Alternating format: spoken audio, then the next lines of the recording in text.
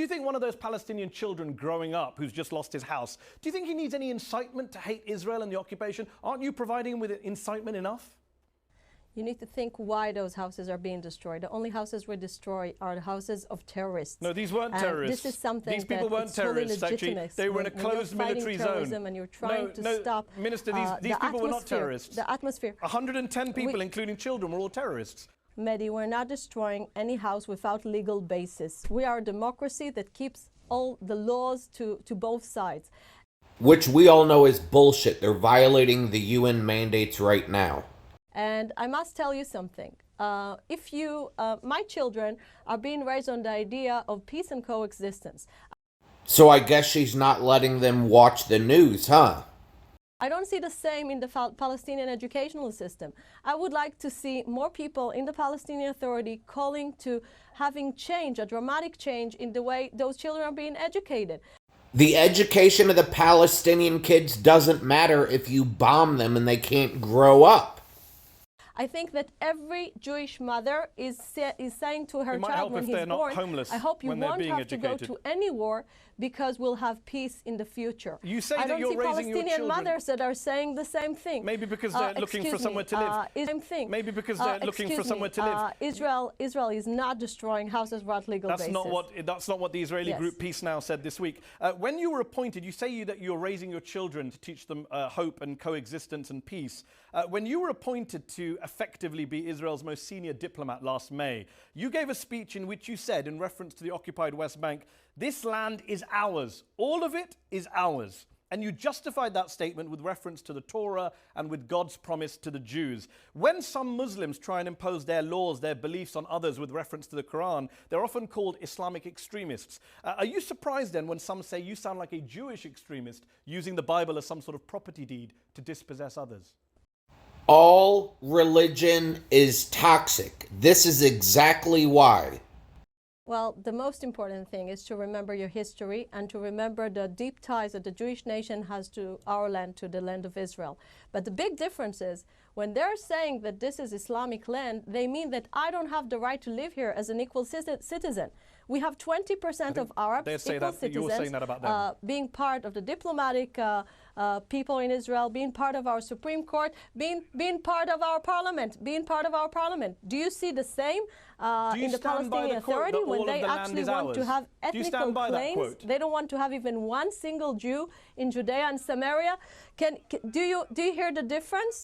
Maybe because every time a Zionist Jew moved in, they tried to kick the fucking Palestinians out. Do you stand by the quote, all of the land is ours? I'm asking you again, do you hear the difference? I'm not the one being interviewed, We're a democratic state that are allowing to whoever wants... Do you stand by the quote, that all of the land is ours?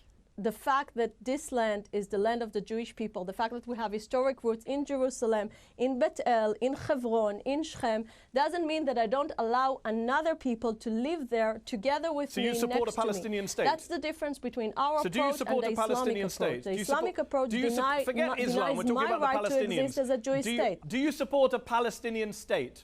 Well, ISIS denies the right to French to live in Paris peacefully. Do you support a Palestinian state? This is where the radical Islam is leading us to. We need to fight all extremists from all sides. Agreed. And I'm saying again, do you support my a Prime Palestinian Minister, state? as part of the last 6 governments of Israel, said that he's going to the two-state solution. I didn't ask about your Prime Minister. Wait a second. You're not listening to me. Mehdi, you need to listen to me. Please I'm answer saying the question. with very clear voice. For do you the support last a Palestinian state? If you don't want to listen, then this is not a polite thing to do. I'm representing a government that is declaring in a very clear way on a policy of a two-state solution, and you know that nothing is helping Abu Mazen to come to Jerusalem, to anywhere else in the world, in order to negotiate. No solution, no declaration, no speech will lead Abu Mazen to come and sit to negotiate with us. This is the thing that is actually preventing the solution between Israelis and Palestinians. That's the main story. She said the main problem is that Palestine won't come to an agreement. The agreement is that the Jews get to take over the Palestinians' home and call it their own, and the Palestinians have to live under the rule of the Jews. Israel's definition of peace is exactly like Deuteronomy 20, where you make a peace offering. They can become your slaves and you'll let them live, or they can die. That's the Israeli solution here. Minister, And do you support a Palestinian state? You're not listening. I am listening. I've been waiting That's patiently. The thing. You're not listening. I've been waiting patiently. This Do is you the support policy a of my Palestinian government, state? as I said before. Do you, the foreign minister, does Zippy Hotovely support a Palestinian state? Mehdi, you're not. Mehdi, it's so simple.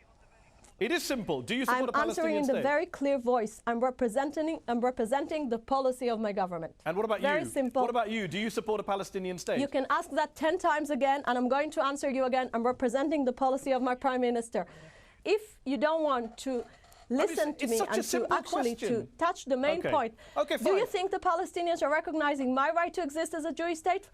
Right now, she's talking about Palestine as an equal, as if they have equal rights, equal access to money, to food, to weapons, all this stuff. They're not equal. Israel has completely destroyed Palestine. Palestine is just trying to survive. They're trying to live. When has Palestine ever attacked Israel when it wasn't in defense of their own home? Who is trying to invade whose home here, and who is defending their home? Okay, let me ask you this. Okay, let's move on. I answered you already. Okay, if you don't want to get my answer, it's your problem. Let's move on. If you are the most senior member of the Israeli Foreign Ministry, you said that your job as foreign minister last year was to get international recognition for Jewish settlements in the occupied West Bank, which are regarded as illegal settlements by the UN. Let's just assume that the UN agrees with you that those settlements are legal, that you can control the West Bank forever. What happens to the people there? Will you give them the vote to right? 20% of Arabs in Israel. Will you give so will you give the Palestinians in the West Bank the right to vote? And if not, won't that make you an apartheid state, as Ehud Olmert, John Kerry, and many others have warned you're becoming if you don't give those people either a state or a right to vote?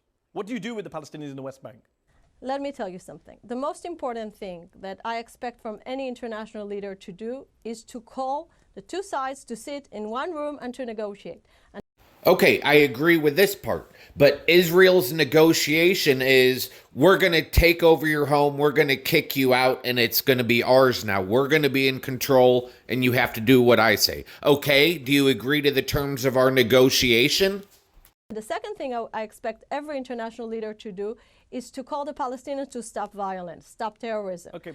Again, who has been terrorizing who for the last 100 years? Who is cutting off all the supplies to who? Now, this is the base of any infrastructure you can imagine. What's the answer to my question? What do you want to see happen to the Palestinians in the West Bank? Very simple. I want to see the Palestinians becoming my neighbors and not my enemies. And right now, they're choosing to be my enemies and not my neighbors. Listen to the way this dumb fucking bitch talks about them. They're not your enemy. They're just a people who live at home and don't want to be invaded. They're not an enemy. They just want their land back. That's all they want. They want you to stop bombing them, stop killing their kids. That makes them your enemy because they don't want you to kill their fucking kids. They get to and live it peacefully with Egypt. It depends what the path they're going to choose. If they're choosing a war. If they're choosing a war. Yeah, so if they choose not to let us dominate and colonize them, then they're declaring war. How dare they? The way it is at the moment, it seems like the violence they're putting against our own people, is... Who is dropping bombs on the fucking hospitals? Who is doing the violence? Don't blame other people for your actions. You're trying to impose your will on other people and you blame them for what you do. Something that we need to fight. We need to fight through incitement. We need to fight through daily basis terrorism. We need to live, first of all, the near future. And in the near future, we need to fight terrorism no matter where it's coming from. And you're asking me about future infrastructure. Well, look at the Middle East. The Middle East is falling apart. You see countries don't exist anymore. So we need to be very sure and clear that the Palestinian Authority can control the messaging and can control the youngsters when it comes to the vision of the coming future. Yeah, don't teach the kids what Israel did to their families, to their community. Don't teach the kids that this is why there's no hospitals or schools in here. That's the most important thing. Zippy Hotovely, thanks so much for joining me on Upfront.